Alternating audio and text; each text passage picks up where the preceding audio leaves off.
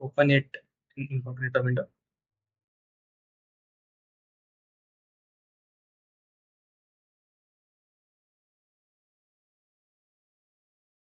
I agree the terms and condition, agree and continue.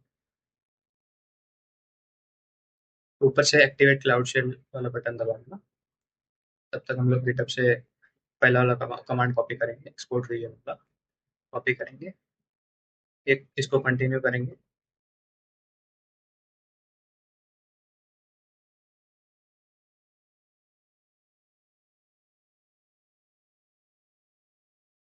जब ये connect हो जाएगा, यहाँ पे एक्सपोर्ट रीजन पेस्ट कर देना और उसके इक्वल टू में अ, हमको टास्क 1 से हमको रीजन मिल जाए यहाँ पे।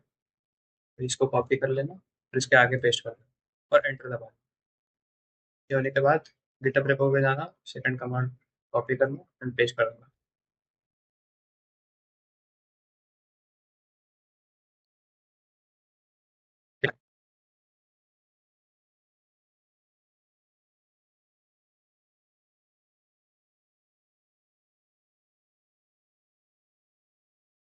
ओके, ये हो चुका है।